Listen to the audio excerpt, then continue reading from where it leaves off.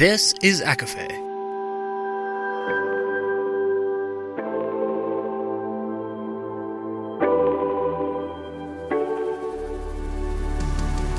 Laura Marie and Jessica Marie proudly present A Court of Fandoms and Exploration, a podcast.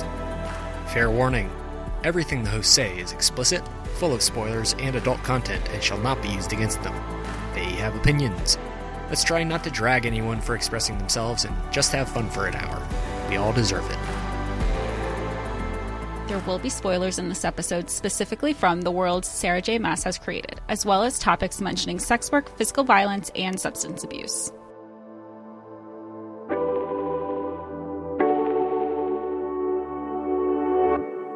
Hi, everybody, and welcome to A Court of Fandoms and Exploration, your weekly deep dive into the YA literature and fandoms that we love.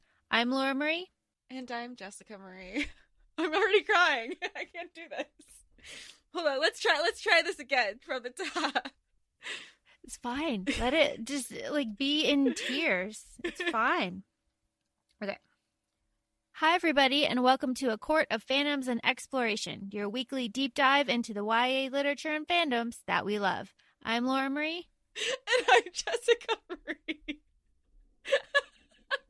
I can't with myself. Keep going. And today we are discussing the last book in Throne of Glass. It is, of course, A Kingdom of Ash. And true to tradition on this podcast, Jessica has literally 5 minutes ago just finished the book. Jessica, thoughts? As Aelin, Ashriver, Whitethorn, Galathinius said in the last two chapters, I'm going to have a terrible headache from all this crying. And you're not helping. Oh my gosh. I don't intend for us to record, but it started off that way and it figured should end that way too. This was amazing. Yesterday I was telling you, I said, every time you show me something, I'm like, this is the best thing you've ever shown me. And then you show me something else and you share something else with me. And I'm like, no, this is the best thing that you've ever shared with me. I want to point out that Jessica has been crying almost nonstop for about 2 days now. I'm so between today's podcast, it's either going to be me laughters between my crying, or just if you hear me hitch a breath, it's either me laughing at myself or I'm just trying to choke back tears. But the tears are there. I don't know. Does anybody read this without emotion? I'd like to know.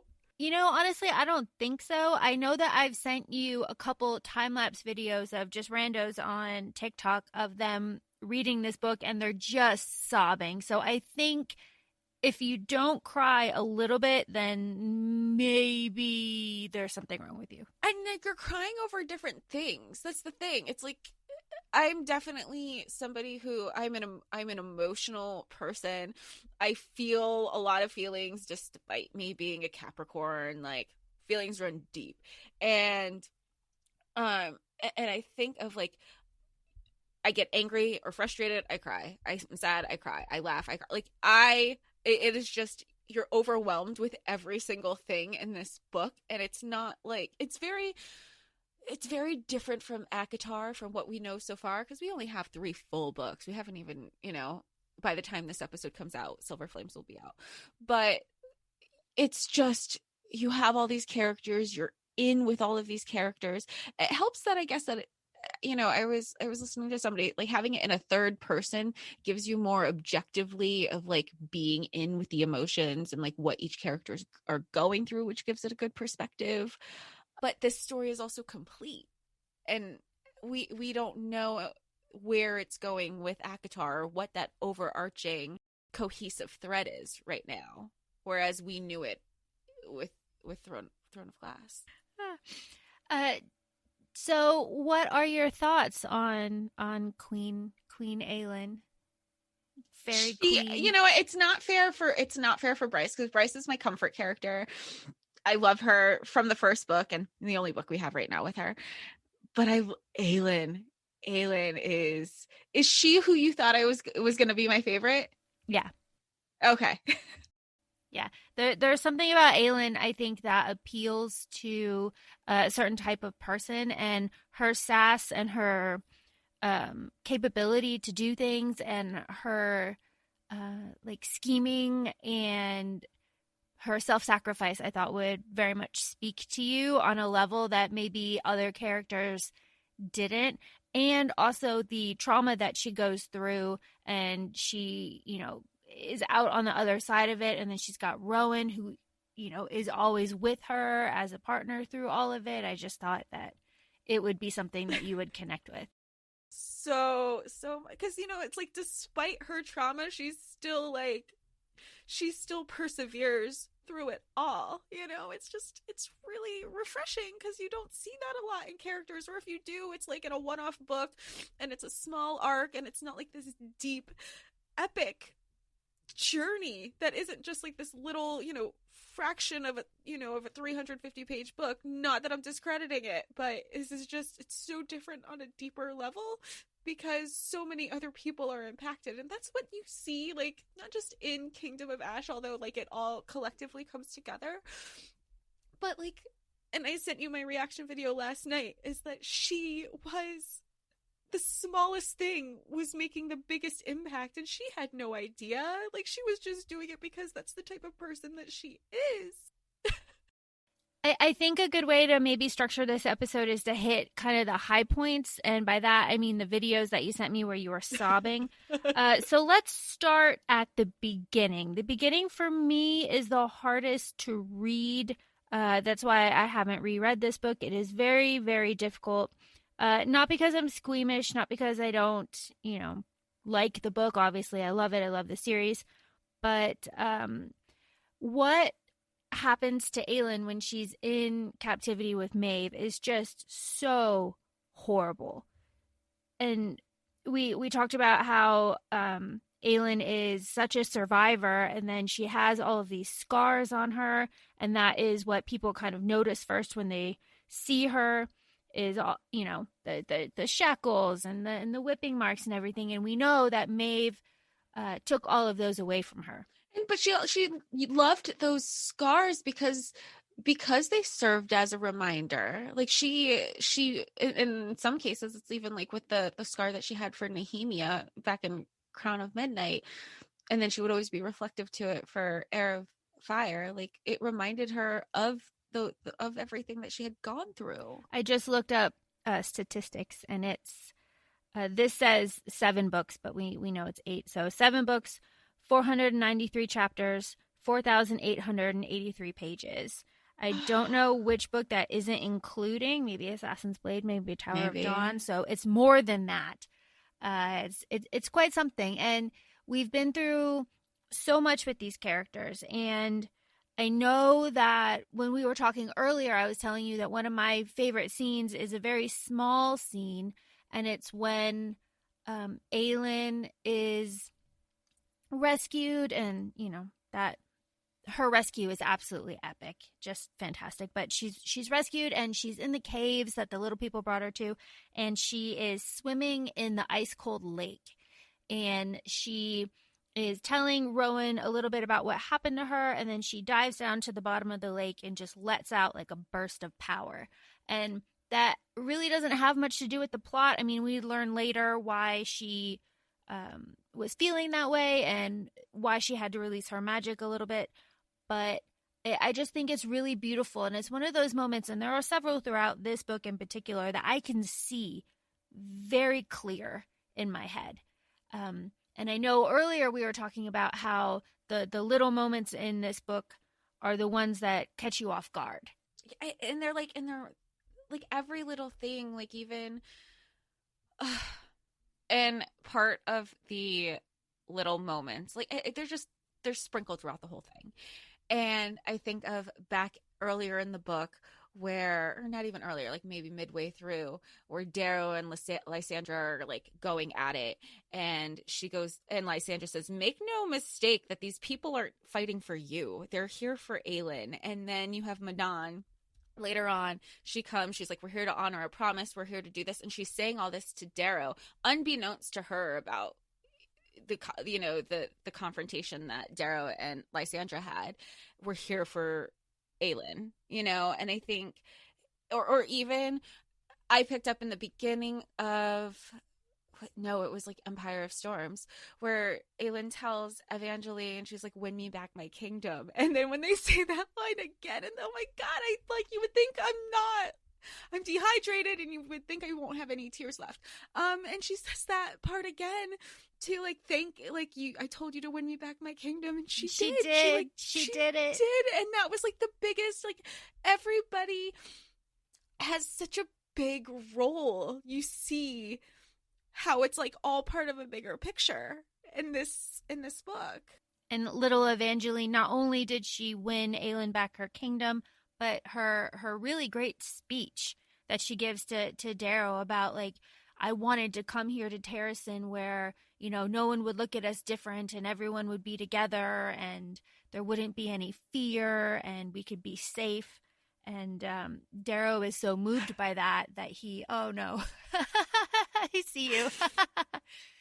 Darrow is so moved by that he asks Evangeline to be his heir.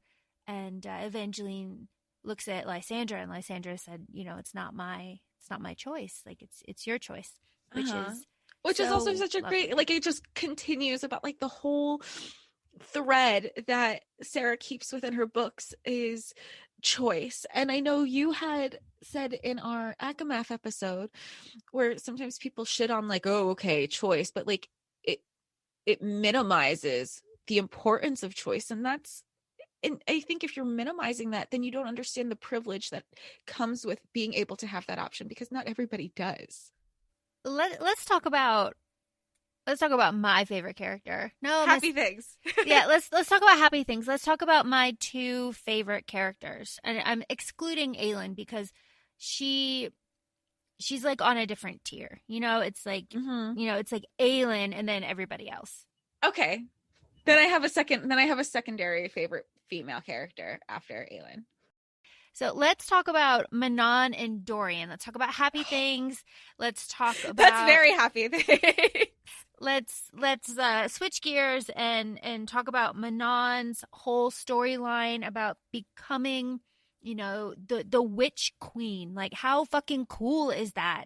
And let's talk about Dorian learning how to shift and all of that.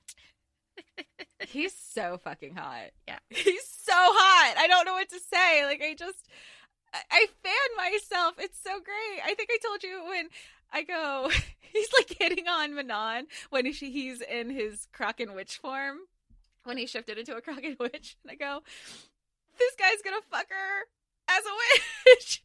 And he's gonna love it. He's gonna love it.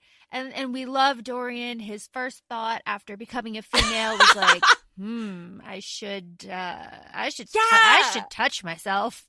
Yes. And he was like, I take pride in, like, I know what he was all like taking pride and having like swagger that he knows what he can, like, his accomplishments as a guy with girls. And he's like, I wonder what it's like firsthand, like, to be with me. Almost. It's like, that's what he kind of did. I also really like how he's like, God, boobs are like in the way. Like, I can't like move my arm. I keep hitting them and stuff. It's just like a little line where he's like, it's really. What about the line where he was like, he patted between his legs and he was like, yep, that's not there. We love it. We love Dorian. Oh my God. We love that Dorian supports strong women. We love that he's not afraid of strong women. We love that he tells Manon to keep her crown on. Yeah, yes, that's so hot. Yes, when they have sex for the last time, and when a tender moment before they start banging, when Manon is talking about, like, how do you do it? Is this like weight, this responsibility? I have all of this. And they're heavy as the head that wears the crown, kind of. Yeah, and then they're talking about, like, we could get married, more or less, and why should other people be the ones to make the sacrifice? And Dorian, and like his internal monologue is like, and she thinks that like marriage would be a sacrifice, and I wouldn't do that to her. And then Manon says later, like, he knew her better than she knew herself. It's like, well, of course he did. It's fucking Dorian. Like, he's amazing. I loved that part because she was like, hey, like she was trying to get him to stay by whatever means. And I think that's pretty reflective on sometimes when we're in situations where we're like, I'll do anything. Just tell me what you need. And myself included. And that's not who you are as a person. And the fact that he knew that, and he was like, and there's the word sacrifice. Like, he didn't want her to be with him before sacrifice. And he goes, and he also knew her to the point where he goes, and even if she wanted to get married, like, she doesn't want to get tied down to anybody, like, let alone a man. Which, just the, like, the overarching theme throughout the whole series is the strength of female friendships. And you know how important that is to me. Our listeners, if you guys follow us on, like, you know, or if you're a new listener, or if you follow us on Instagram, or not on TikTok, because I really don't talk about it on TikTok, but forging female companionships and friendships are so important, especially when people, you know, we're kind of pitted, or society kind of wants to pit us against each other and be catty. And we've been in those environments. We've gone through the Mean Girls. And one of my favorite things that your mom has said to me, Laura, was that she was like she had all her girlfriends. It was at your wedding. She was on like her 5th round of tequila shots or something. I don't know. And she just kept saying, like, you don't know how special it is to know that my daughter has this group of girlfriends that she can rely on the way I have with her girlfriends. And they were sorority sisters, and they've all been friends for like 40 plus years now.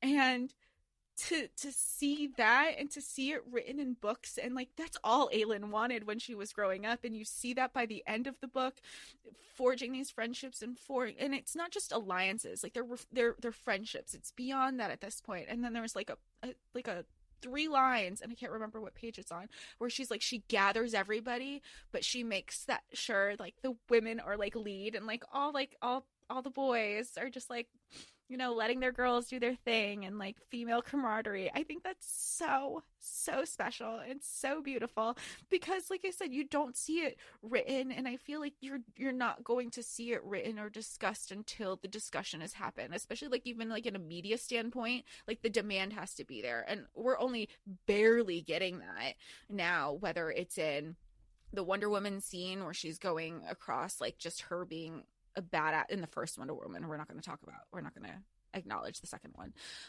or in Endgame when they're helping Peter. Like, I'm just I love that. I love the strength that comes from female friendships, and you see that here, because at the end of the day, it's the women who got the shit done. You know, like, yeah, you had the guys, but like, they had to rely on themselves and their power. And between Irene and a lead, or a lead, like Lead's always like discrediting herself, but like, she is so smart. She's so, I don't want to say that she's like manipulative or conniving. No, like, she is very smart. She is a smart, and I don't want to say calculating, because that has a negative connotation either.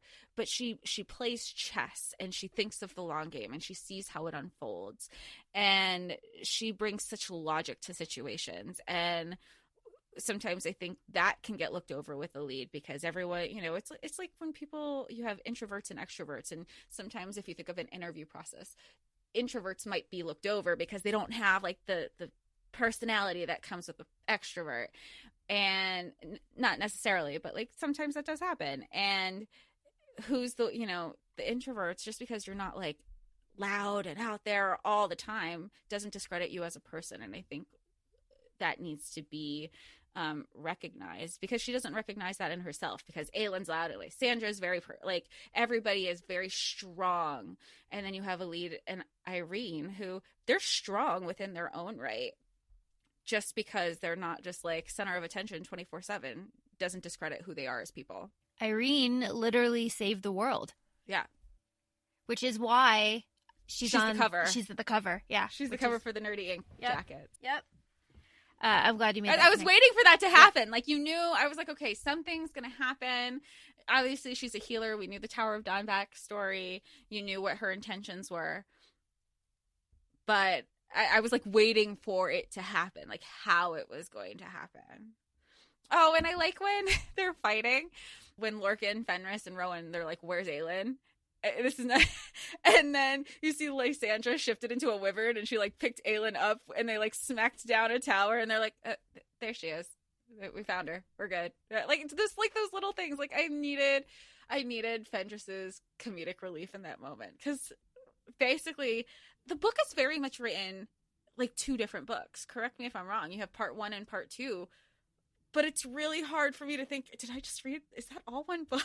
And it is. And let's bring up why bringing down that tower was so important. She did it the same way that her and Sam took him down in Skull's Bay. And Rowan has a little throwaway line where he's like, I hope there is an assassin up there that's watching and like smiling down and looking with pride. And I love that Rowan knows that story, and he loves Aelin. Their relationship is so strong. They're secure with each other, that he's not the way Chaol was. I mean, Chaol's had some growth, let's not lie. Where he was just like bitter about, like, he's not like this jealous ex-boyfriend, like, oh my God, you have a past. Like, her past has brought her to this point. And it reminds me of all these, like, even from Heir of Fire, when he would tell her, you are an assassin. Like, yes, you're half fae, whatever. You're part fae. And he goes, but if your magic goes away, like, you still have your skill set as an assassin, and you can rely on that. And when you rely on magic too much, you might not necessarily have that confidence or ability really to protect yourself. And you see that come full circle again when she essentially doesn't have the magic, the magic that she was wielding earlier in the book, and she's still who she is, and she has the skill set which allows her to be at the front of the lines, at the Southern Gate, through, like, peppered through all these moments still. So let's pivot from Rowan being very respectful to Aelin's past to a completely different foot of Aedion being a complete fucking asshole. And I'm still angry with him. I don't care. Yeah. People can go either way on Aedion. A lot of people are like, oh, he's fine. And like, oh, he's an asshole. I think he's a dick. I think he has anger issues. I think he has control issues, and he can't handle stress very well. And, this is not out of character for him. A lot of people say that, like, Sarah butchered his character in this book, but like he did this in Empire Storms. He was kind of really shitty in, I think, like, Crown of Midnight. Like, he's just kind of a dick. And what he does to Lysandra in this book is horrible. It's atrocious. He throws her naked out in the snow. He calls her useless. Without Lysandra, this fucking war would have been done. Yeah. Before Aelin even, left Dornell. And, like, time and time again. Like, how many times was she a wyvern? How many times? You have books back where she was a sea dragon. She came back as a sea dragon here. And she had, when the magic came back, and she first shifted into a snow leopard, and she, like, decimated the Volg and threw up on Aedion after, like, twice. Or no. Lorcan.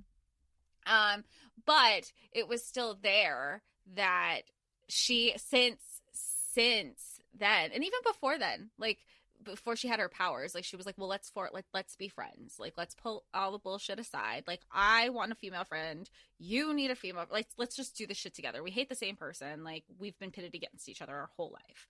I really liked Aedion initially when I can't say I really liked him. I liked him.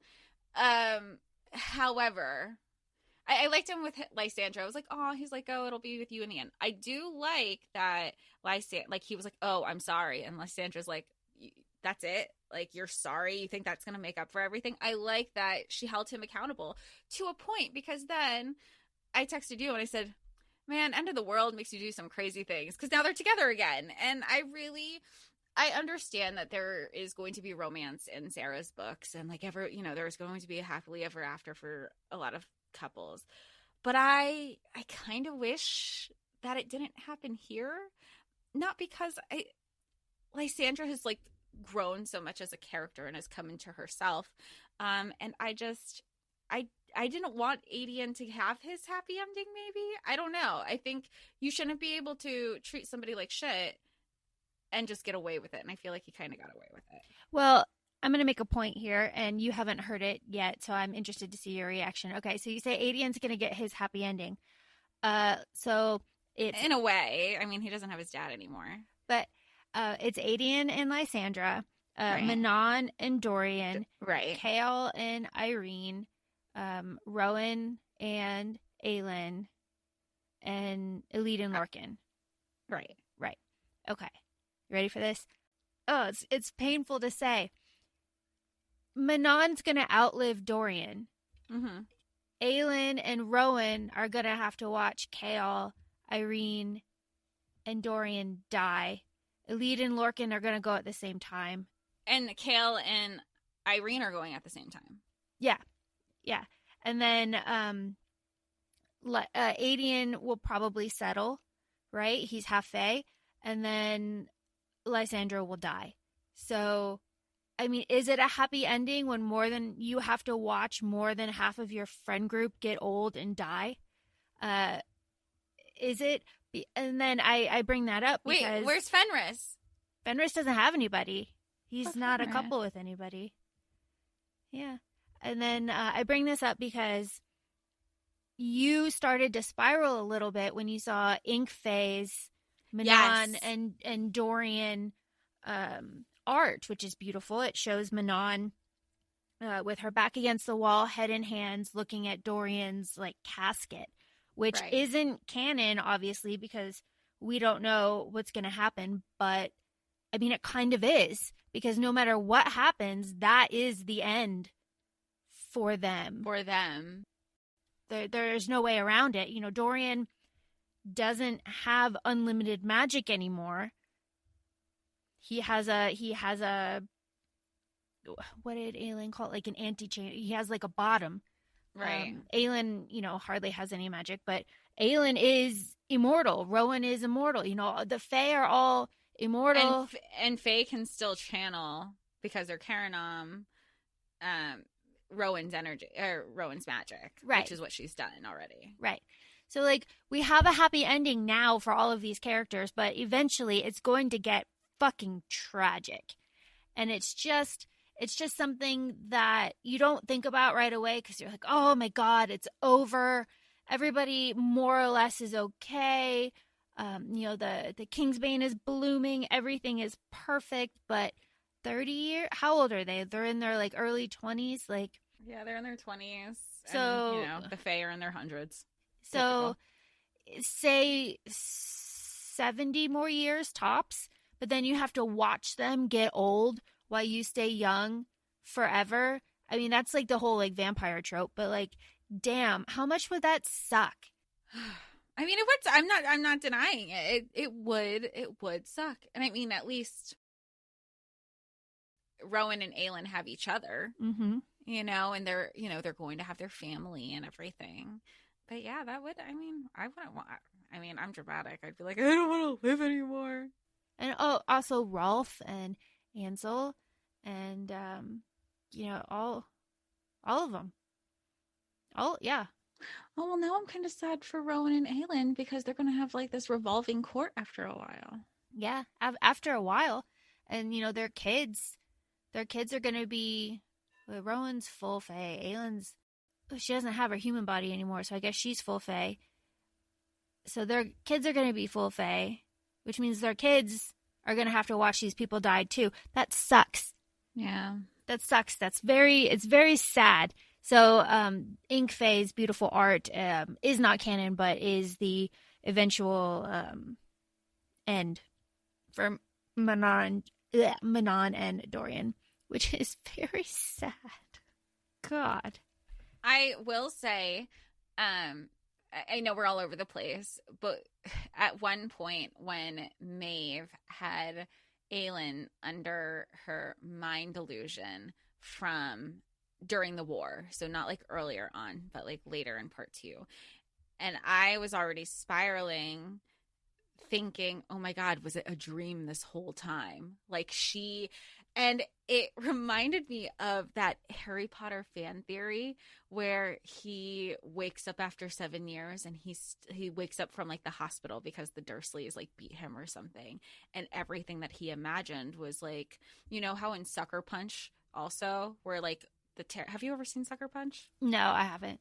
Oh, that's something you would actually like. I know. That's totally up your alley. Well, anyway, she basically uses escapism to deal with the abuse. And so, you know, in Sucker Punch, she deals with escapism to deal with the abuse of what's happening in her real life. And that's how it's also explained with Harry Potter, where he wakes up from like the hospital or he was using Hogwarts as escapism. And then I was thinking, oh my gosh, was it a dream this whole time that she was waking up and now we're back at the beginning, and maybe now she knows this is how it's going to unfold, and now she knows which choices to make or not make, and then that's not what happened. But that was definitely where my mind was going at one point. I'm like, oh my gosh, did Sarah find out these other theories and kind of make it into her own? You sent me a picture and your face was just like pure shock. You're like, oh my God, are they still? Yeah. Yeah. I was like, is this, yeah. I go, wait, was this all a dream? Because I would have lost I would also been like annoyed at myself. Like I've been crying over a stupid dream. Let's talk about the gods. I know. Yeah. I know you have strong feelings about the gods, and I know that, well, tell the story of the fan art first that you have that you didn't look at. Oh, yes. Okay. So Laura told me a touch of magic design. They do like monthly art drops. Sometimes they work with different artists who get commissioned, and they do stuff for this company. And sometimes they'll have fan art exclusives that you cannot purchase. You only get it if you purchase like 4 or more items. So Laura, because I'm really good at following instructions. Laura says, buy X amount of things. You're going to want this bonus fan art. You cannot buy it. Otherwise, you won't be able to get it, but you're going to want it. And this is before I even started Throne of Glass. And I was like, okay, because that's what I just throw my money at something now. And now it's the fan art of Aelin falling through the worlds, and you find out, and then we later find out that Sarah confirmed this year that it is canon that she fell through Valaris, she fell through Crescent City, and she saw Rhys, and you know, she was even like, that man does not deserve to be that beautiful. Like the most beautiful man I've ever seen. Yeah. Like a winged fae. And like his a heavily pregnant wife. Yeah, I was like, oh, and so now, I mean, there was always, now that made sense because everyone's like, oh, pregnancy, she's pregnant. And I'm like, no, and I had only, you know, I read ACOFAE, I read all the extra chapters, and I'm like, in no way do these books say that she's pregnant. Now I know why that's all coming to be, and it makes sense because she's going through different worlds, which means alternate universes and all that stuff. So the timelines are different too. And the art piece that we're referring to is from Alice Marie Power. That's her Instagram, name or whatever. You can look it up. Alice Maria Power, and it's called The Fall, and it is lovely. But you can only see it on her Instagram or maybe a touch of Magic Designs Instagram because as it's exclusive, you can't buy it. Yeah, and then there's a lot of like fan accounts too that like will post it, or they'll like do really good Bookstagram photos of that piece of art laid out accordingly.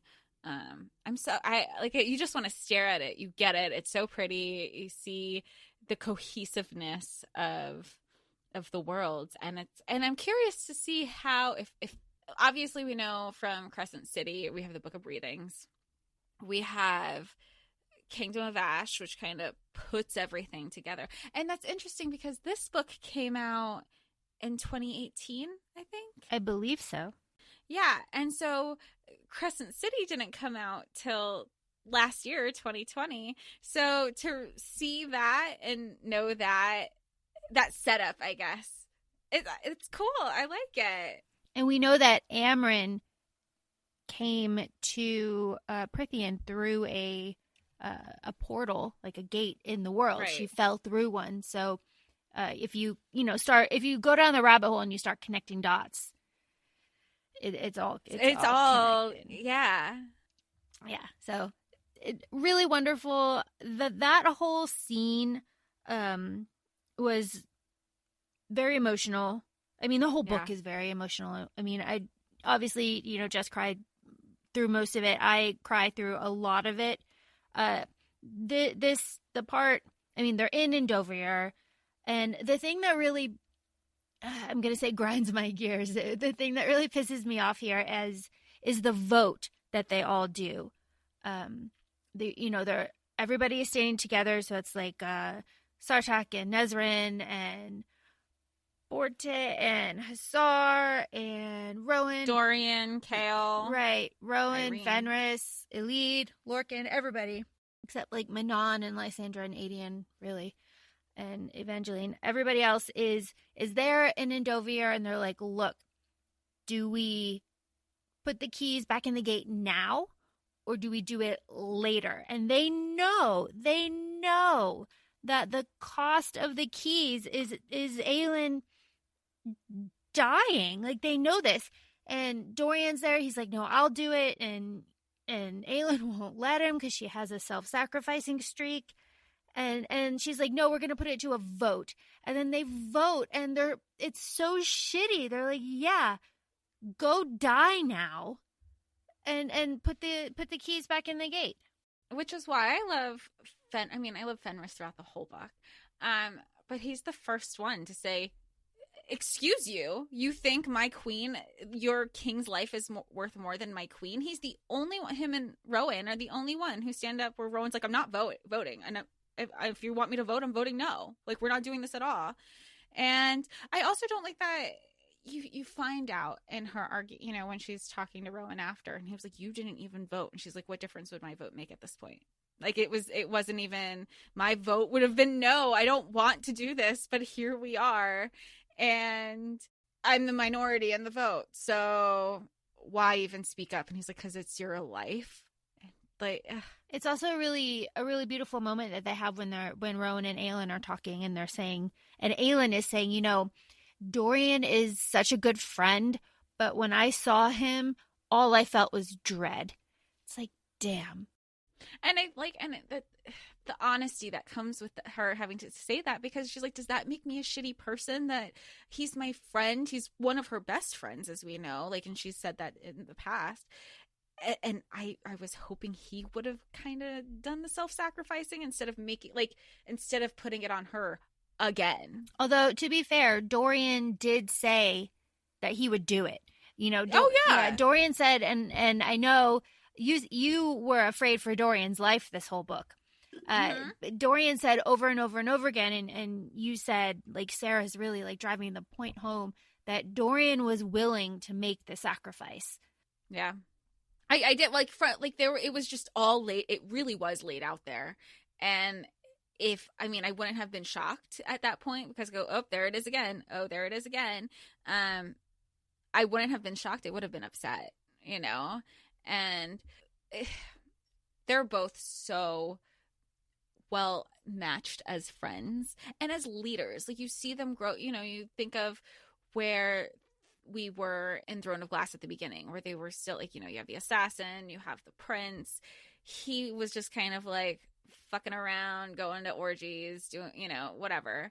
And she was just killing people. And they've grown into these leaders and to reign. And you even hear whenever Rowan says, he was like, whenever he like makes a comment of not hearing her use a certain tone of voice, like the inflection of how she delivers the message, he's like, that's not Aelin speaking, that's a queen, and I feel the same thing goes with Dorian and how he'll present options, and Manon too. Like, they're stepping into these roles that their experiences and their journeys have taken them up into this point of having this sense of command. And it wasn't ever the intention of, I will be queen of all the witches, or, they still kind of want to be themselves, but what has impacted them up to this point, I don't know, it's just commanded them to fulfill the roles that they wanted. Let's talk about how Aelin murdered the gods. Good. Yeah. Such a power move. I have to say, I was not expecting it. I was not expecting that one god to just be like, fuck you, Elena, and just like end her. Didn't expect that. I didn't expect for Aelin to send all of the gods to the Hell Realm that she had to go get Fleetfoot and Chaol from in the earlier books. I'm not going to say I was shocked, but I had to like stop and be like, what the fuck is going on? And it was just really something. And then, during the battle between Erewhon and Maeve, where, the three of them are talking and Aelin is like, I am a god. We love that. I loved that. And then for a moment I go, did I miss something? But she was just like, no, this is who I am now. I loved that. I really, the whole God situation was wild. And I've been really against them since Empire of Storms. Obviously, that's when we know shit, goes down. But then I had a lot of choice words at 3 a.m. when I sent you a message. I'm like, curse words that I don't say on a regular basis. And I was so livid. I'm so mad. And I was hoping, I go, maybe there will be some reprieve to be like, because there was the comment of, you've sacrificed enough. So I thought they were just going to be like, okay, we have some of your magic. You can go now. And it wasn't that at all. And just them being so selfish the entire time. And the fact that she was still willing to be like, can you just let Elena have her soul and we'll deal with Erewhon over here? No, I would have been, take it all. I don't want this shit. Let me live my life. I miss, I have a lot of, I have to process that still. Oh, it's a lot. All of it is a lot. And there's so many good quotes in this book. I was thinking back, one that really stands out is when Aelin is pounding on the coffin in the very beginning, and, in her head, she's like, you do not yield. And it became like a chant, and that whole situation. And I love that it was her mom brought her that. I loved that because her mom was also the same, back in Era of Fire when she goes, why do you cry, Fireheart? And that was the part that was, every time Sarah brings something back from another book, I always get emotional because I love the connection. Just like when she brought like the Rattle the Stars back in here, I was waiting for it. I was like, why haven't I heard it? She's not going to finish this book without saying this line at the end. And she did. And I was just like waiting for it. It's very good. Maeve in this book, I was listening to one of our earlier episodes and your prediction came true. I don't know if you're aware of that. One of your predictions was like, maybe there'll be an uprising in Dornell. And of course that happened. We love that. Maeve lost her kingdom. She goes to see Erewhon. And of course we know that the family connection there, and it's weird. And, Dorian is there, and Dorian. Can we talk about that and how brilliant Dorian was in that moment? Because part of it, I go, oh, like first he's like learning to shift and he's getting the bigger picture. Like I love that. Then he coerces Maeve into thinking she's gonna rule with him, and then she says the line of, "Oh, seducing a king, oldest trick in the book." And that's when I go, shit, she's trying.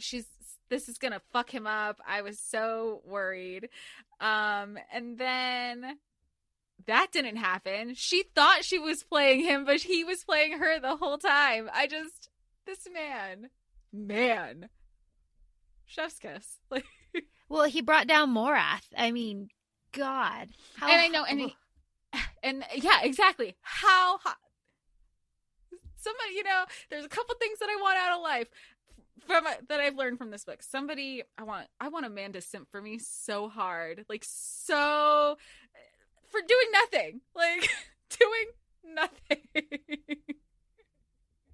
Oh, and then taking down the tower. He's smart, and nobody gives him. I feel like nobody gives him credit for. And it reminds me of that moment. Reminded me of Cardan in The Wicked King, where at the end, like, he had like finagled everything, and he goes, I'm smart. Look at me being a king. That reminded me of very much of a Cardan thing. I like how later, I think when Aelin and Rowan are talking in Dovir before or after the vote, she was like, Dorian can't do it. Dorian's not ready. And I'm pretty sure it's Rowan's like, he just brought down Morath. Like, he just like ripped away Maeve's, world walking ability. I think he's ready. Like, he's a grown ass man now. It's just like, ooh. And then I think this goes to like the Tower of Dawn sometimes, where sometimes like there's so many pieces in play that it's not like they're texting each other. They don't necessarily know the whole story. And, that's even when they were all in Terrasen and Aelin hadn't even heard that Gabriel had died yet. Like, there's so much happening that they still have to catch up. Or how about when Dorian is in Morath? He doesn't know that Maeve is a Volg queen. He just knows that she's queen of the Fae, and she's trying to make an alliance with Erewhon. Yeah, and then he has to learn that Erewhon is like her husband's like brother, and he has to learn all of that secondhand, which is just nuts. Daddy Phantom Hands Dorian and his own deep-seated daddy issues. I was very surprised when the King of Arderlin walked out during the lock forging scene. Very, very surprised. Also very touched at the end when Dorian is insisting from Erewhon to like tell me my dad's name. Because, and I know that the fandom feels this way too. It's like, how the hell did we go this many books without knowing the king's name? He was just like the king of, like, how did we not think about what his name was? We know everybody else's fucking name. Yeah, but I think maybe this is just like learning through Fae. I feel like a lot of the times, like the kings, we never fully, like at least the kings that are negative, like evil, we never find out really their full names. It's just like the king of the Autumn Court, the king of the Autumn Land, the king of Otter Land. Like, I didn't think much into it, but it's really nice when you find out that it was his dad just said his own name when holding Dorian as a baby. And I think it reminds me of when you go back to when he was in Morath and he was he shifted into Parrington, and he's like, oh, something King of Otterlin.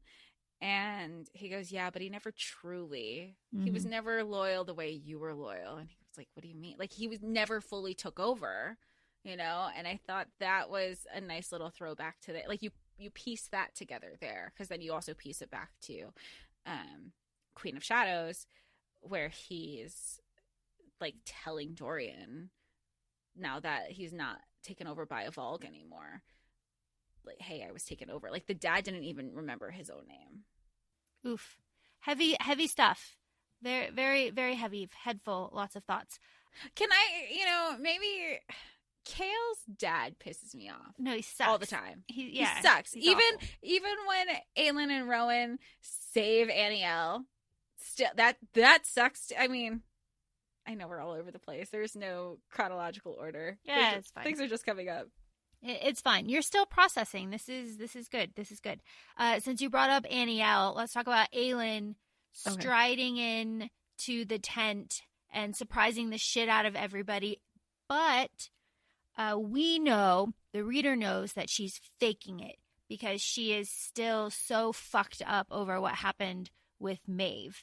And I know from reading your notes that, like, you were super stoked about it, that whole Aniel situation, because we get Aelin being like really badass and being really casual with everybody there, like, these are my court, that we're still in the like new period with Lorcan, and then later on we get the epic scene with Aelin and Lorcan. So go. Well, the whole thing, I mean, I love that we know with Aelin that she is faking it for multiple reasons. I love that Rowan knows that she's faking it. I love that we as the reader at this point in the book, we should know that she's putting on a front because that's what she does. I think that's great. I love the Lorcan and Aelin scene, not because I like Lorcan.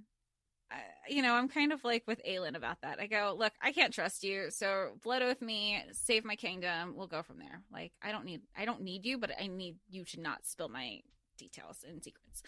Lorcan Lock-in. I love that, and I like in the final chapter where she goes to Aelin's eternal amusement, and that's another thing that, and I think we talked about it previously, maybe it was for the Empire of Storms episode, where how Rowan took Aelin's last name and now they just like share their last names together. I like that Lorcan takes Aelid's last name, and he's not even like Lord Lorcan Salvater Lock-in.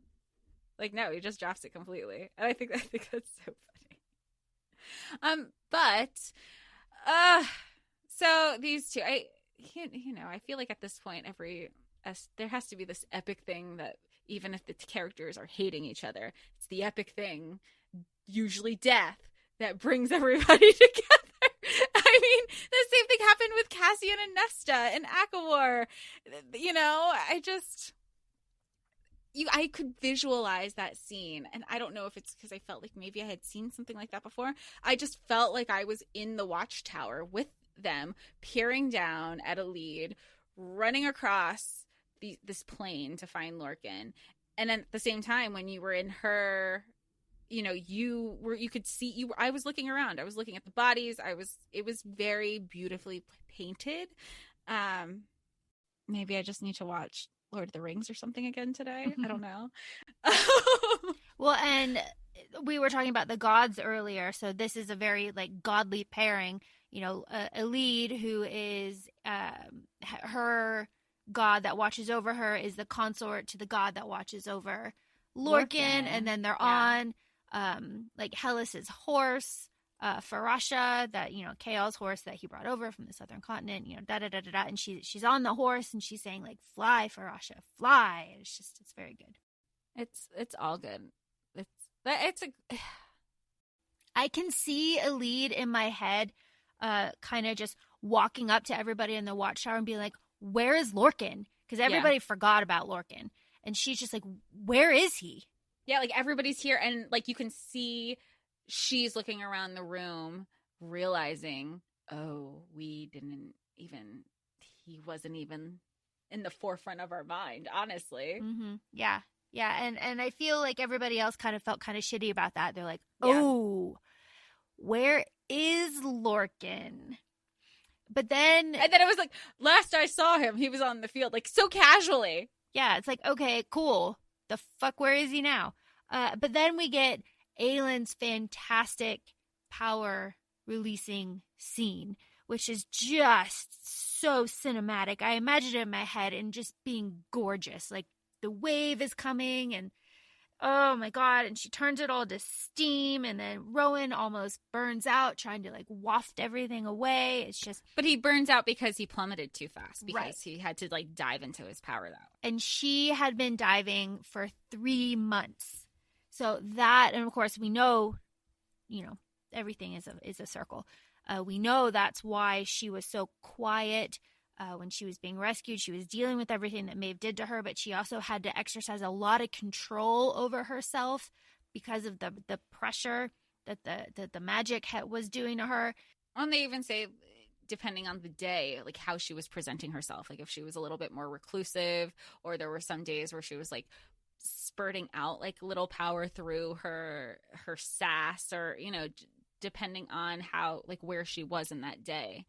And I really wasn't expecting that scene. I don't know if anybody else was, because I told you, when she was in iron, so I thought that it completely nullified the magic. I didn't realize it just meant she was going to internalize it for 3 months. It's horrific when you really think about it. And knowing that she was doing that, kind of, I mean, she doesn't really need a reason to lose hope and completely break under the torture that was done to her. Like, I think anybody would. But when Maeve says, like, I'm going to put a collar on you, knowing that she was tunneling down into her power for so long, and knowing that, like, she was going to get a collar put on her, and with that power. Right. So I didn't make that connection. So of course, and that is what spurred her to make this like last stand. Like, she was going to die. Like, she was trying to she was trying to kill herself. We haven't even talked about Fenris and his fantastic scene. Of course, Maeve makes Connor, his brother, kill himself in front of Aelin and Fenris, and then didn't Fenris have to clean it up? Fenris had to clean it up, and then Fenris had to come into Aelin and open all of Aelin's wounds and pull out the, like, dragon glass, the volcanic glass that was in her from when she was forced to, like, kneel and shit in front of Maeve when she threw the glass at Maeve, cut her cheek, and saw black blood. And then she didn't. She thought she was seeing things. Yeah, she didn't know. She didn't know for sure. Just wild. So then, of course, Aelin starts egging on Cairn, and it kind of seems like Cairn's gonna rape her. That's the way that I kind of read it when she was Aelin, right? Yeah, when Aelin, when she was antagonizing Cairn when Maeve was gone, and that is what I'm not going to say, like, forced Fenris's hand, but, like, was the last fucking straw for Fenris. Like, his brother was dead, Maeve was gone, and Cairn was going to do this horrible thing, and he was going to have to witness it. And he was just like, no more. Like, she's trying to die. And then Fenris, who knows that if he breaks the blood oath, that he will also die. And he does break the blood oath. And we love that for him. Fantastic. I love their friendship. Like, I mean, clearly Fenris and Aelin going through this traumatic experience is what not controlled, but, like, brought them closer together.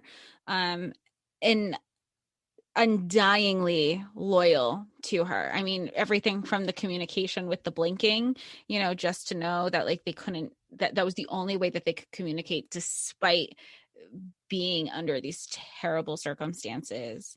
I think it's beautiful. I love that they carry that into once they're away from Maeve and away from Dornell. If they don't know how to kind of talk around everybody, it's just kind of like a check-in.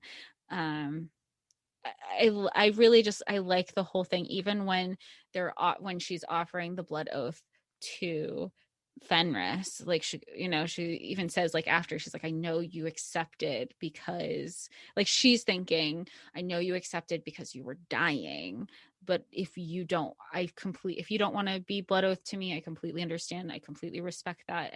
We can figure something out. I think it's just so important. She doesn't even know about the conversation, like, the cadres had amongst each other, saying, like, were we just too desperate? We didn't hold out for the right queen? Like, they would have blood oathed with her prior to these situations, and she doesn't know that. And I think that's really sweet too.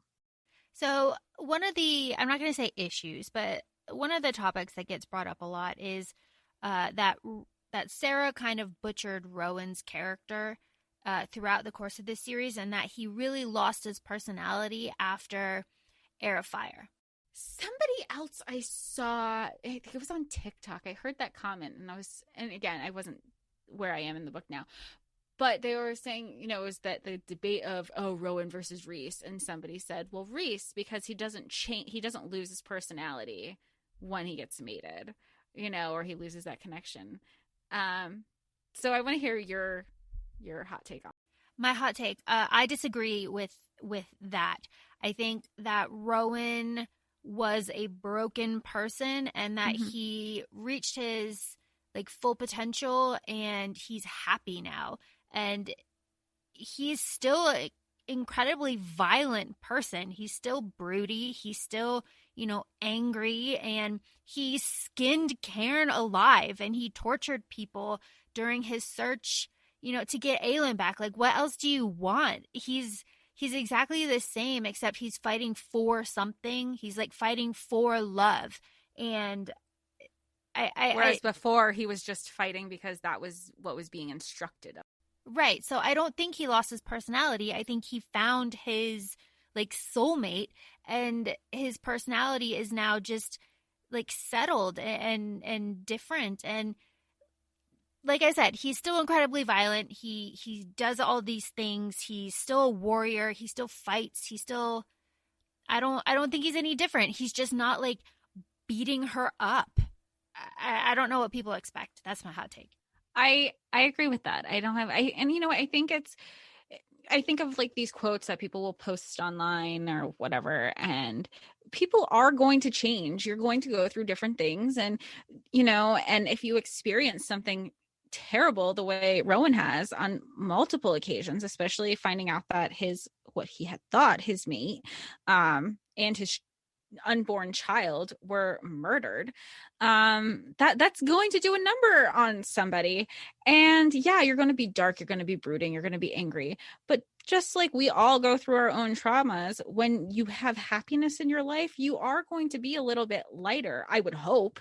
I mean, as somebody who goes through roller coasters of emotions every so often, you're going to have your highs and you're going to have your lows. That doesn't change who you are as a person. I think just when we met Rowan, he was at his low, and that happens, and that's one thing that I love about their relationship. And they say it in this book, is Maeve was creating this illusion of like the perfect life as if none of this happened, and Rowan and her were still mates. And she goes, but that's not who I fell in love with.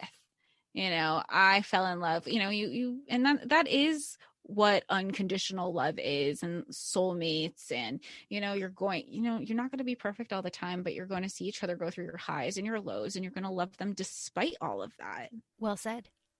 Well said. Let's talk about lows. Let's talk about the death of the 13. Oh, that was on my notes. I didn't want us to forget about that. But you would never allow that. No, of course. The witches are... We're the 13 for now until the darkness claims us, but then they're not even dark. Like, they die with light. And it... all of that... I'm gonna get emotion. This is like probably every time they came up in part 2, I was just like, stop. Well, your videos are you're just like sobbing. So Jessica sent me videos, and she's sobbing when Manon lands and the Krakens are all coming, and it's like like a 5,000 Kraken host. Or how about like when they were gathering together? Like, let's not forget that again. I don't even want to, like, maybe it's a sisterhood trope. I don't even know if that's a trope, but if it is, like, let it be a theme at least, where they're going to the different villages, and like the wives are straight up like leaving their families, be like, we got you, sis. I loved that. It was just like this sisterhood and camaraderie that, like, even their husbands were like, wait, you're a witch? And then they're just like zooming off on their broomsticks. It was wonderful. And then like even Evangeline, she was already being the messenger for Darrow, and then Manon shows up being the bad bitch she is, with like the Krakens and like her 13, and she goes, I'm gonna be messenger for them now, thanks, bye. And they even gave her a little like a red hood to be with them. And they even said like she fell asleep and had it wrapped around her. That was so sweet. The witches, I mean, obviously I've said throughout this whole Throne of Glass like series, I love the witches. They're so important, and you really have to understand the politics of what's going on with the witches and understand Manon's story, and it's just so good. And then, of course, when Petra shows up and she's yes. fighting Iskra, and she's like, for Keely. If you weren't paying attention, you'd be like, what the who is Keely? Keely. And all of this stuff. And oh my God. Every time Iskra comes up, I'm like, this bitch, why have you not died yet? I'm so over her. And you know what? I think it's also really special that Petra, even though she had been with the Iron Teeth this whole time, it was this war where she was like, wait, for a better world. She really, and you knew that about Petra throughout the whole, like, since being upset when Keely died, since speaking out for Manon to not be killed. Petra was always trying to, it's like she wanted a better world, but she didn't know how to go about it. So I don't want to say like she's a follower. She's like, oh, I'm going to switch sides now. Like, no, she didn't know how to go about it. And it took this and realizing that, you know, and that's a testament to Manon as a leader, to rally her people, to be like, no, like, this isn't, we are better than this. We know we are better than this. And so the 13, of course, Let's start with saying that the witch towers are terrifying, right? I even said, we need to, like, just, can that be the first thing? You just have to, let's get rid of the witch towers first, because otherwise these bitches are going to keep falling. Yeah, they're horrifying. And just decimating everything in the sky where they didn't even go to the plane. They just shot it up. And, you know, they're powered by witches yielding, you know, dying, and then that is like being reflected out, and it's just horrifying. It just so much sacrifice and like death and terrible. But then the 13, damn, it's gonna set me off. The 13, good. It's the time for a change. the 13, you know, Astrid like sucker punches Manon and like keeps her on the ground. She's like, you know, be the bridge, live Manon. And then they go up to the witch tower, and of course, Manon's grandmother is there, and Astrid, I can see it in my head. Astrid, like, you know, lands there, and she starts peeling off all of her armor, and then she just fucking, she yields and brings it all down. So, like, Astrid gets the killing blow on the grandmother that took so much from her. And which was deserved. Like, absolutely. I'm so glad that Astrid is the one. And Manon even said books ago, she's like, that's going to be your call. You know, you've earned that. You deserve that. And of course, Sarah's fandom, you know, us, we're really bad about every time there's like a friendly reminder. Friendly reminders are never friendly reminders. They're always sad. But one of the friendly reminders that comes up a lot. I'm processing now. I go, friendly reminder, and now I remember. Yes. Yeah. Friendly reminders are always sad. One of them is that Manon cannot take Astrid's body back to the cabin to bury it next to her hunter because there's nothing left. And that's a callback to when Astrid was going to die and Manon had to behead her. And she said, you know, just take me back. And, you know, Manon was like, yeah, I will. And she can't now because there's nothing. But the curse is broken now. The flowers have bloomed in a field of blood. The curse is broken. They can go back to the wastes. But Manon is alone. You know, the 13, the 12 were her best friends. You know, half of them were her family. You know, they were all kind of related weirdly. It's very sad. So Manon is alone. She's got nobody, and she's in severe depression after this happens. Well, she even says, like, it's not a throwaway line. Somebody, I think Ansel checked in on her, and she was like, I'm missing like 12 souls from me. Like, that's like, it's not just like when you lose one person that you're close to. It's like everybody. Like, and who followed her. And I don't want to say like blindly, because they did not blindly follow her. They gave her pushback. They had meetings behind her back, like, I don't agree. Which is, you find out that they had another meeting. They were like, if it gets to this point, we have to make sure that she's the one who stays and we all go. She has to, she's the queen. She's the one that has to, Freaking witches. If you told me this is going to be me early on about Manon and the 13. It's really special. You talk about sisterhood. Like, that is, you know, the sisterhood, the witches. Ooh, the witches are so good. You're so good about containing it. And then of course at the end, Dorian wants to start a like ruck, training program with the eggs and stuff with the wyverns and everything, and he wants some of the ruck riders to stay, and he wants some of the witches to stay and like help raise this new like aerial army. And he's like, hey, Manon, like, And he like had it, like he just thought about it. It was only because the opportunity presented itself. And I like the kind of casualness. He was like, I don't see why not. Like, cause he go, oh, they're begging me to ask you, could they stay and train? And he's like, yeah, no big deal. Why? Yeah. It's like, fine. It's fine. And he's like, Manon, hey. And she's like, yeah. She's like, yeah, it's only a couple days by wyvern. I'm sure like Petra and I don't remember the other one. Brannon, yeah. Brannon. Maybe. Can like look after things, while I tend to everything. And then it's just like when I go to do things. Yeah, and then like Irene is like, things. Just get married. I love that. And they're both like, She's like, you don't have to pretend. Like, just get married. It would be good for both of you, and it's what you want. And Manon is like, like, we'll consider it. And she was like, we'll see.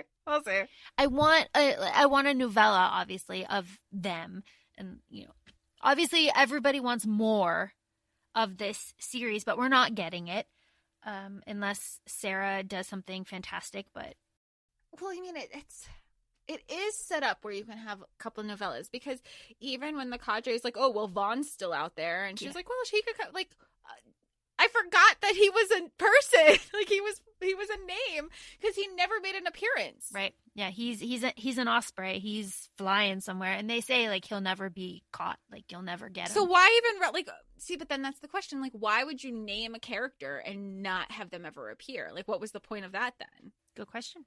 Is a good question. I would love a Minorian novella. Absolutely.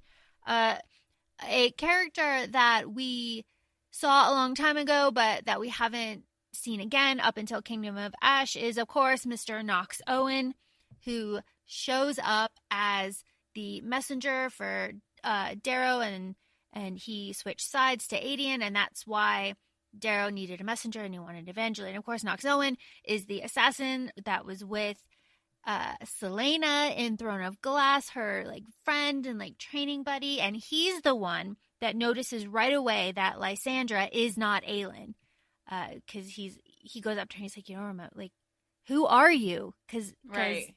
she would know me, right. And Knox Owen, where the hell have you been for like 7 books? But I mean, here he is. He shows up, and I love that.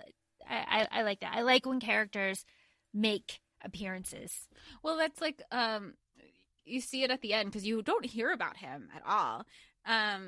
Elias from the Son of the Muted King, mm-hmm. and she makes a comment. She's like, "Have you not said anything this entire war?" And Ansel's like, "Nope, he did not. He did, but not. they definitely hooked up, even after she tried killing him." Yeah. Are we gonna forget? Like, they totally, good on you try to kill me. I'm not gonna necessarily. I don't know. Maybe with these books, maybe I would still probably try to. I think it deserves mentioning that Rolf is pretty badass in these books too. He and the Mycenaeans. I love an Armada appearance. Yeah. We love an Armada appearance. It's dramatic as hell. He's in it with Aelin and Lysandra the whole time. They're all there. They got the fire lances. Of course, I personally, my own feeling is that Rolf is kind of sexy, but I like pirates. So there's that. I just dig him. I'm going to look up fan art, because I don't think I've ever seen fan art, but you're not the first person who's said that you're about Rolf. Not super about Rolf, but. Or thinking he's attractive at least. Yeah, no, he's sexy. He's way sexier than Arabin. Jesus. Ugh. Oh, okay. Well, now, yeah. He's definitely better than Arabin. I think in my head, I imagine Rolf as the pirate from SpongeBob SquarePants. Oh, that's one way. So I didn't think, I don't know why that's the pirate I had to think of, and not Johnny Depp, but here we are. Sarah doesn't draw ugly men. You know, I shouldn't have known, but I've also been really good about not looking up fan art at all. Well, you have complete freedom now. You have no idea how many. I'm going to go on all the Tumblrs, all the Instagrams, all the TikToks that I saved and bookmarked to go back to. I'm going to go through like all of Rosebud Mode's TikToks, all of Literary Libra's. I'm so excited to, like, now I don't have to worry about Sarah spoilers anymore. Yeah, for anything. Like, you're good.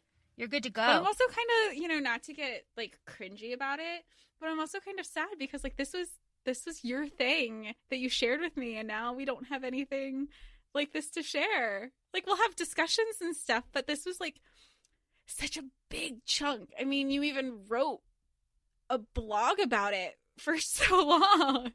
It's very important to me. Well, obviously, and I imagine it's going to be decently important to you just based on your reactions to everything. And especially, so I finished my reread of this book last weekend, I think, and I have sat with it this whole week. I haven't read or listened to anything else just so I could kind of like stay in the right headspace. And what a headspace to be in for a week. But it's really intense, and reflecting on it, I'm excited to see where you will be like in a couple days when everything kind of sinks in, because it's really fucking epic, and it's an epic series. And I know it gets compared a lot to ACOTAR and like, you know, whatever, but there isn't a lot of other stuff out there like this. And I remember I was touching on it yesterday because I know we've been really good about not discussing this, but you were trying to understand where I am with my headspace.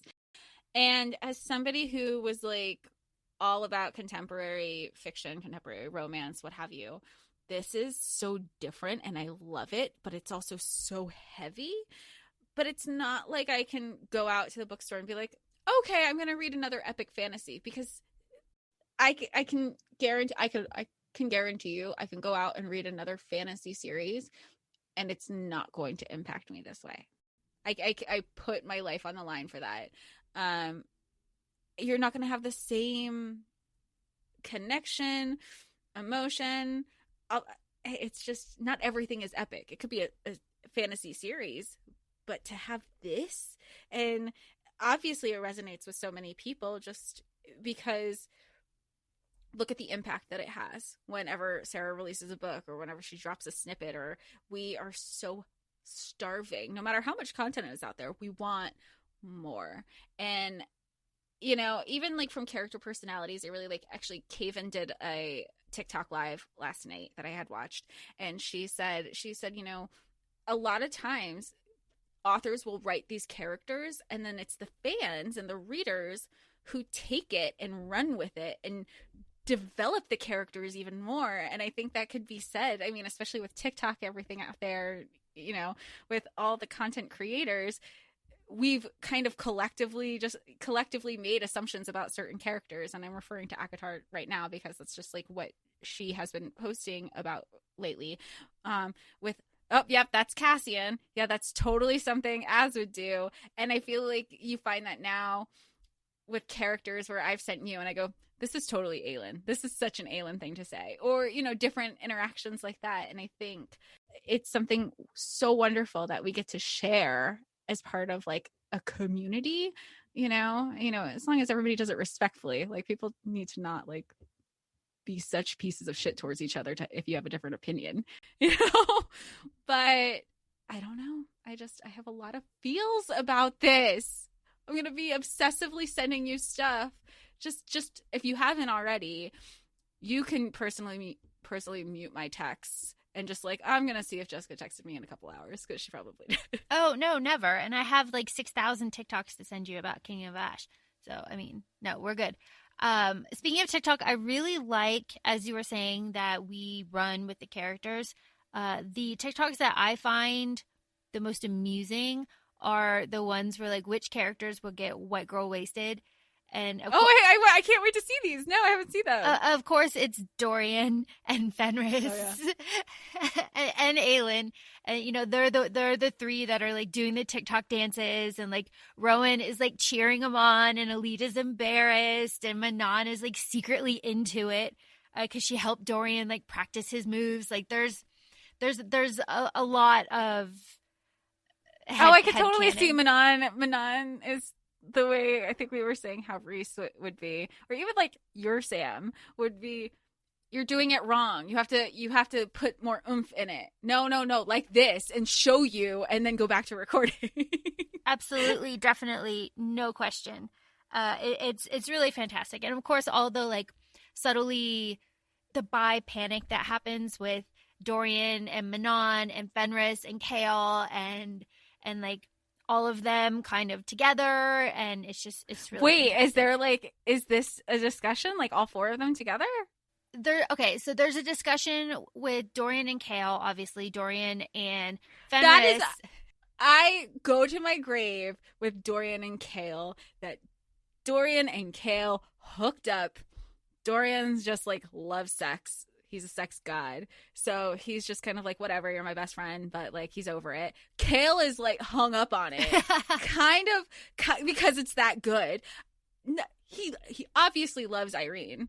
Not saying that he doesn't, but I think he's like, it's very Brokeback Mountain for him, where he loves his wife, but he still loves he loves his best friend. Ooh, that reminds me. You texted me, and when Dorian, Kale, and Irene meet, and yes, and Dorian is looking at Irene, and he's kind of like sad, and you were like, what is he sad about?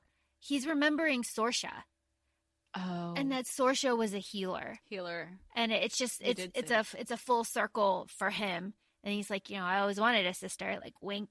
We love him. He'd have a threesome with them too. Yeah. No, absolutely. He would. I mean, Irene is gorgeous. Let's just put that out there. She's stunning. Beautiful. Kale is whatever, but whatever. We haven't touched on the fact that Nezrin is now going to be Empress. How fucking badass is that? I love that Rowan says, he goes, 2 queens, and Sartak's like, no, Empress. Like, Empress ranks queen. Yeah. It's really fantastic. And, they are, of course, going off and starting their life together on the Southern Continent. And, like, where's that novella? I would read that. I like the Southern Continent. I might not have loved Tower of Dawn. I'm not going to say, like, Tower of Dawn's my favorite book out of the series. But I will say I really enjoyed the Southern Continent. It was a change of scenery, different people. Oh, and then you have like the Tori Chesme, and now Irene wants to bring the Tori Chesme of the North, because you have all the Fae that went away. And then they just showed up.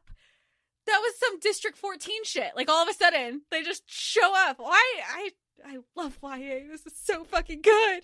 Did you expect that? Did you expect that to happen? No. I completely forgot about them. I go, where did all these people come from? And then they came from the north through portals, and then the little folk were like there, and all of a sudden there were like Fae wolves. Had no idea those existed. Everything was everywhere. I did not see that coming. It's a very Endgame with the portals and people coming through a moment. It's really good. It's really special, and it's kind of epic. So something that a lot of people do when they read Kingdom of Ash is like the last. I'd have to look it up specifically, but it's like the last 200 pages you put on like epic battle music. It's like. Does Sarah have I haven't looked on Spotify. Does she have a playlist for this? I know she has like the ACOTAR playlists that she curated to like listen to as you read, which I'll listen to them during work, and they are good. They are good. But if you're too in your emotions the way I don't want to say I like to be, I just tend to be, then you're like, oh, if I know what scene this is rough. I don't know. Actually, that's a good question.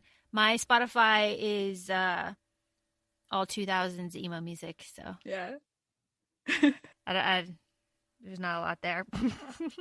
I don't branch out very much, so that would be a really good question to look into. I'm sure if if Sarah hasn't specifically done it, then I'm sure somebody has. So, Jess, you're done with the series. What are your thoughts about the series? Just like, well, I did want to ask you, and this is not necessarily a thought, but there are certain books that you say, "Oh, I'll never have a first read of that again," and I felt that way with ACOFAE. If you had to pick out between ACOTAR series, from what we know right now, and Throne of Glass, if you had to pick a series that every time you finished it, you would remember it, but then when you go to do your reread again, you automatically forgot everything, which series would that be for you? Throne of Glass, easily, hands down. Yeah. Yeah, there's so much more to it than romance and like healing. That's yeah. There's depth within each character. I like, not that we haven't gotten depth with the other characters, but we really haven't. Like, sometimes I feel that the depth that we've gotten with ACOTAR is because the readers have created that, you know? And I feel that we get, like, that's established more in Throne of Glass, and you get a lot of the characters in each book. It's not just centrally located. I mean, you're always going to have your protagonist, you're always going to have your antagonist, you're always going to have your themes and your plots and all that stuff.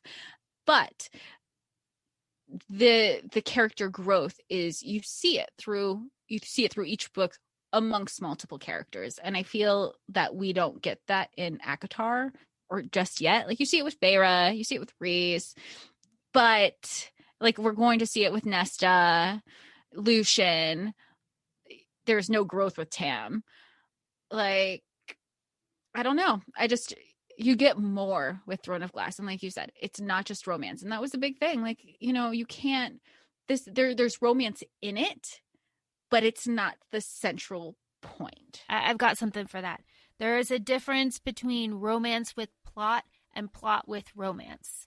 Okay? So the I guess the split is ACOTAR is romance with plot, mm-hmm. and Throne of Glass is plot with romance. I loved Throne of Glass. If I can, and I love ACOMAF, that is like the holy grail for me. But I think it might be Kingdom of Ash and then ACOMAF now, just because of the depth to what you said. It's more, because I get everything, all of the things that I love in Kingdom of Ash. And there's real stakes. People actually die. They're dead.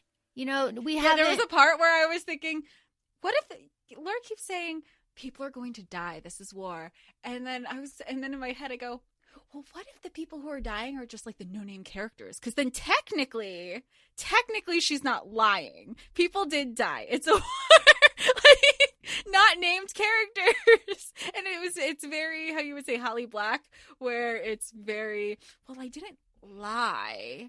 People did die. And we lost the 13. We lost, we didn't even talk about how Abraxos lost his mate. That happened. When did that happen? I don't remember at what point it happened. For things, I don't remember it. Like, I know it happened, but I don't remember when. Was it because it was the yielding at the Witch Tower? It was at the yielding. Yeah, okay. Everybody went. Yeah. Oh, that's right. When everybody was in the sky. That's because it wasn't singularly called out. That's why I didn't process it. Like, I was already thinking of like all the Kraken, everybody who would come, but I was, because then when they were flying, when Iskra came up or whatever, and she was on Abraxos, I'm like, where's, and then you find out that it's Petra who comes through. I didn't think it was Petra initially. I thought it was Abraxos's mate. But it wasn't. It wasn't. But that was why I go, wait, where is she? She would have come. And I just didn't put that connection, because I know they said like everybody, ash is falling, and the ash's body. Yeah.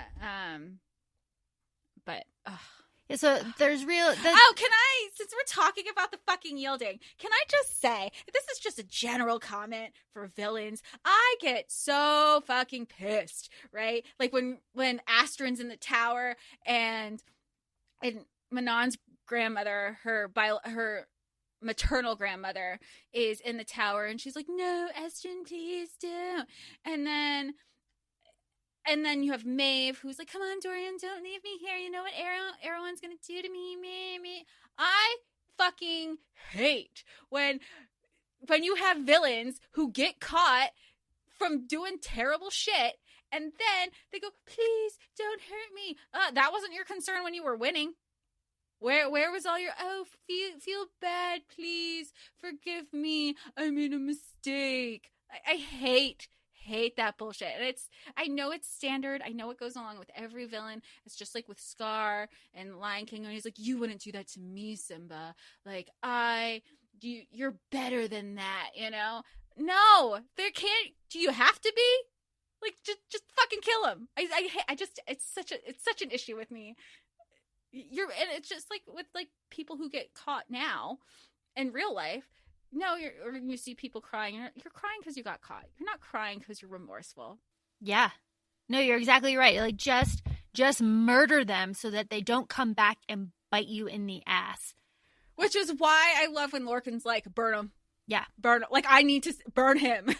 Or when Aelin cuts off Arobyn's head just to make sure he's dead.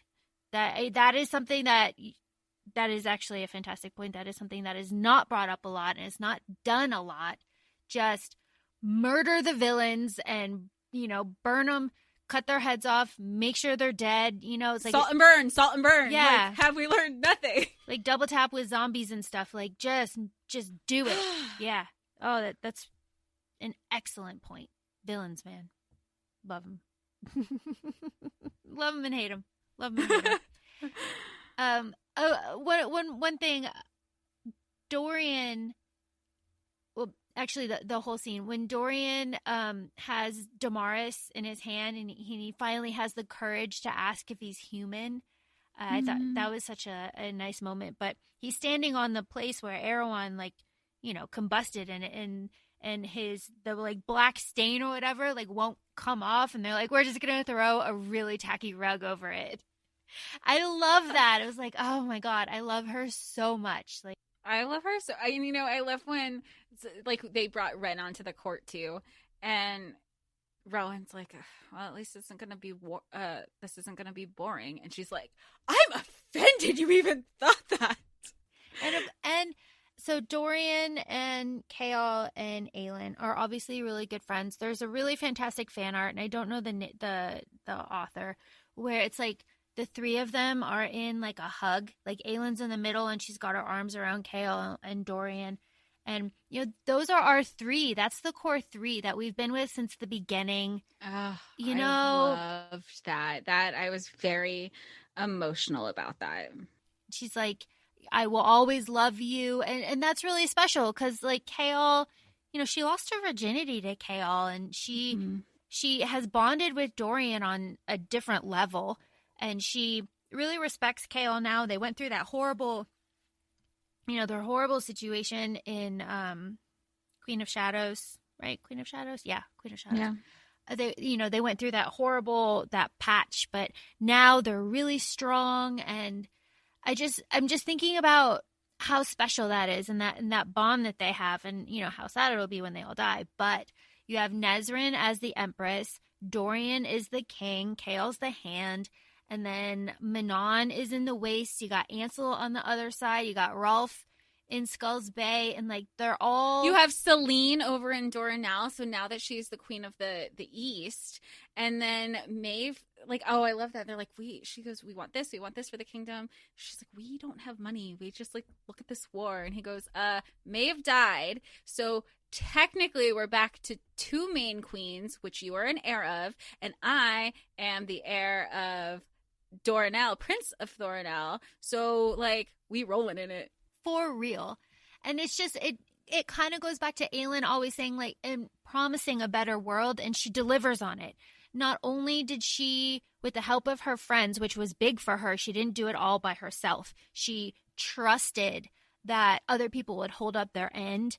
You know, she even says when she's battling Maeve and Erewhon, she's like, you know, I didn't run this by them, but then Elide gets the idea about, you know, Dorian shifting and, you know, just doing all of that with Irene and then tricking Erewhon and that whole thing. But so not only did Aelin grow to learn to trust all of these really important people, but these really important people are the leaders of the world as far as we know it. And they're all on very good terms, and they're all very, very good friends. So, and it's very different from where we started in the book, where everything was very divided. And I also think it's really, Aelin also says in the book, like looking at Maeve, and I guess it was during like Maeve's demise and during the illusion part, where she was being reflective of herself, that if she didn't have the friends that she had, would she have turned out like Maeve? Because she was saying, like, you did it because you loved this world, but you ruled it with fear, and you didn't know how to, you did it all by yourself and trying to do things the way you thought they should be done. And she was just like having these internalized thoughts. And I thought that was just like, you I don't want to say like you are the company you keep, but you do want to surround yourself with good people in your life. And I think this is a testament to that. And I also like, you know, taking it a step further with that trust, where she finally trusts Rowan to be part of that last plan, which we now know is to open the portals, the additional portals for like the Fae that had left, the little folk, you find all these like humans that had left, so it wasn't just Fae, it was everybody who had left during this battle, 10 years ago, that he even makes a comment. He's like, you sure you really want me to be a part of your plan now? Like, it's the growth that's there and the recognition. I think it's something that's important. And maybe, I don't know if that was Sarah's intention to be reflective of our own choices, but it definitely stems that way in our discussions. And then Aelin sends the letter to Nehemiah's parents. It's like, I'd love to like meet and work with you. And they're like, yes, we would love that. So that's full circle. She would want that. Yeah. And then Aelin. Also, like, good for her, for even though Nehemiah's dead and not holding this grudge anymore. Yeah. To like. She let it go. Yeah. Like, holy shit. Yeah. As a person that holds grudges, I know. Yeah. It's really something. But I love that, as soon as Aelin starts promising a better world, and she says it over and over again, like, we're doing this for a better world, and she fucking delivered. The evil, the big bad is gone. The other, the gods are gone, so they won't have any influence on anybody. Maeve is gone, and all of the leaders are friends, and everybody can like work together. And then of course it ends with the flower all over everything. And of course, which hasn't happened. Right. And when it did, there was only one. Well, mm-hmm. And now it's just as far as Aelin can see, and she's weeping, and, Rowan's like, it's all for you. And it was just really, really lovely. Damn, her epilogues hit hard. I'm holding it in. I'm holding it in now. But it's over. It's over. It's done. So, Jess, if you had to pick a moment, just a moment, and any moment in any book that spoke to you. We say that this book is all about the little things and the little details, but like, what is something that you feel like you will never forget? Do you mean like a scene specifically, or like from this series or this book? A scene, a quote, anything through the whole series. Just like, if you like, when you're thinking of Throne of Glass, the whole series, like, what is that thing that you will always think of? We know that Sarah loves a mantra, so it's like, I am your name and I will not be afraid. And then I'm gonna cry again. I thought I like had nothing left in my body. You have no salt left. You need to. You have no you need electrolytes. Yeah, I got Gatorade. So thanks, Sam. I always put Gatorade on my list now.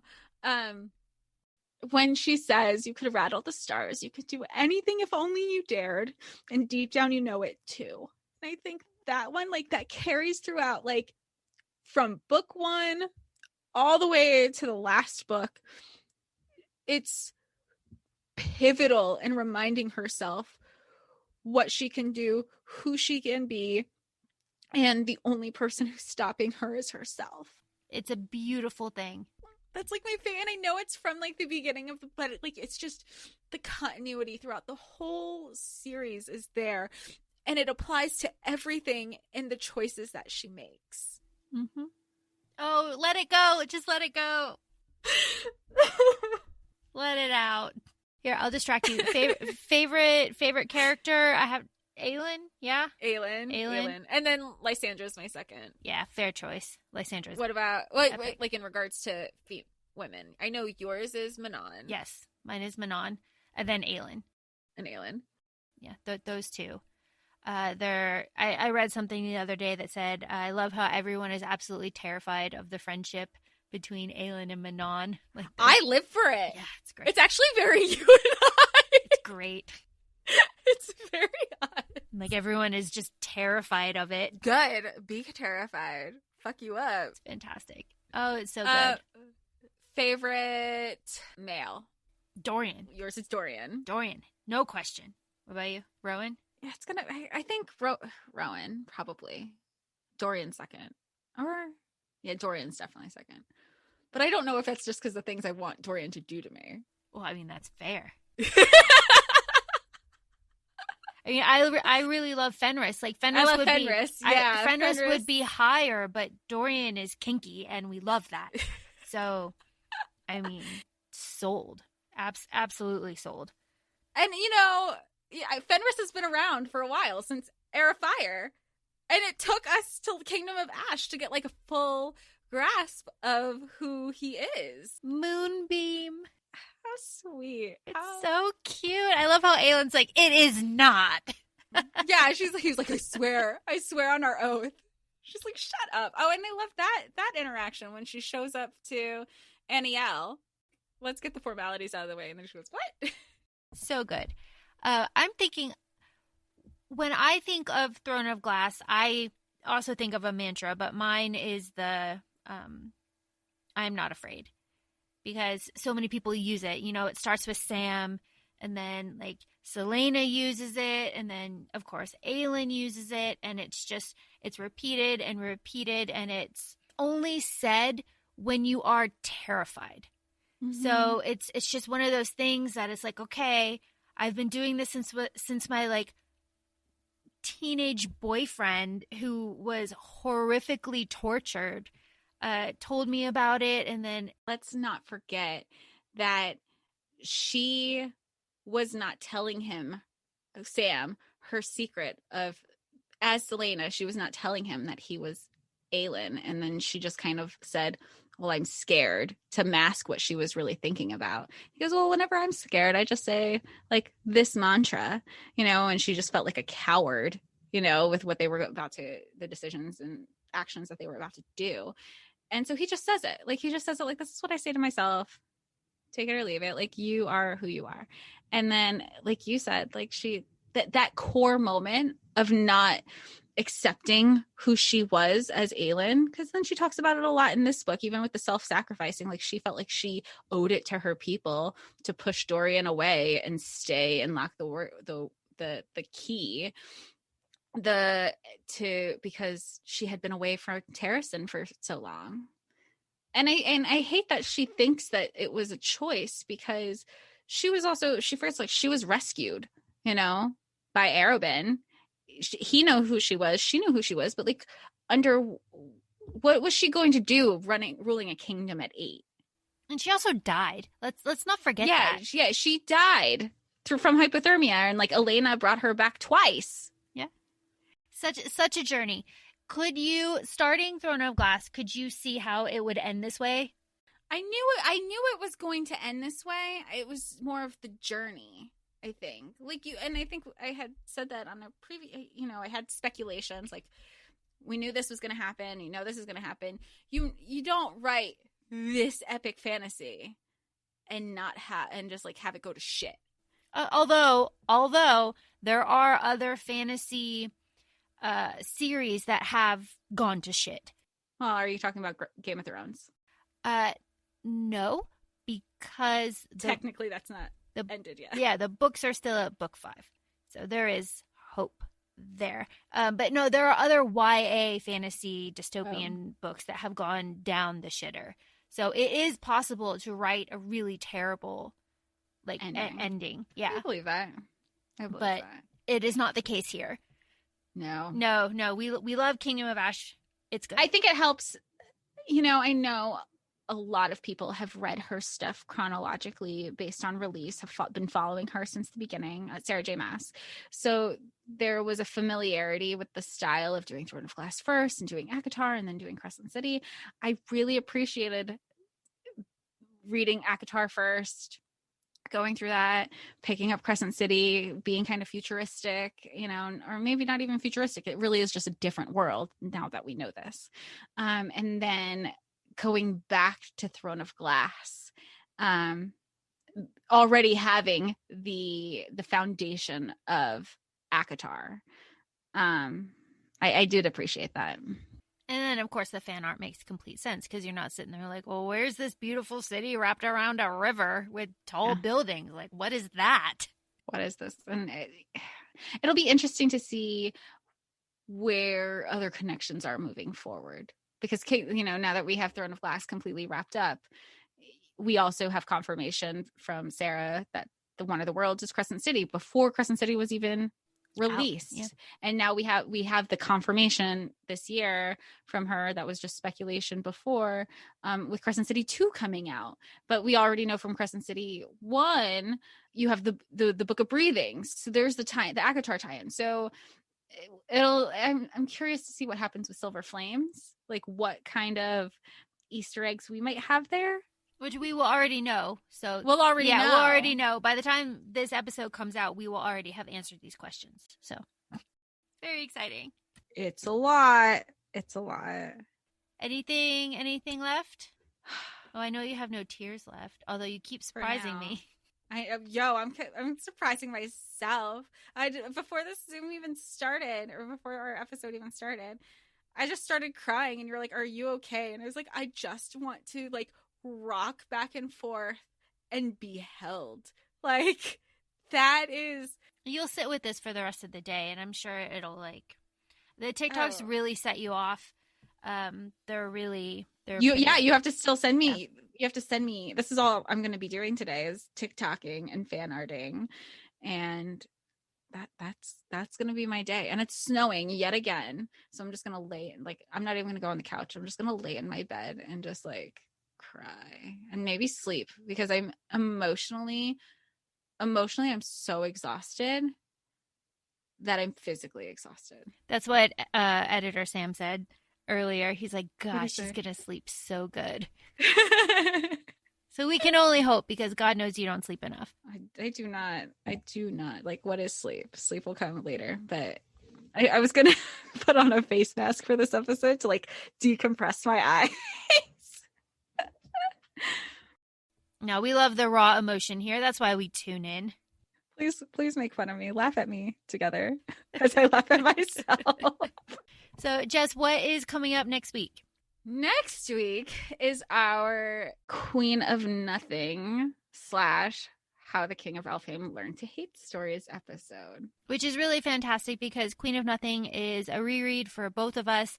And then How the King of Elfhame Learned to Hate Stories is going to be a reread for me. It'll be fresh for you. It is something that we're familiar with, and it's not heavy like this is, and it will be really fun. Well, it's good that they're both like quick reads that you can do like in a day and a half, because I will obviously reread Queen of Nothing. I'll probably just listen to the audio during work, hopefully, depending on how crazy it gets.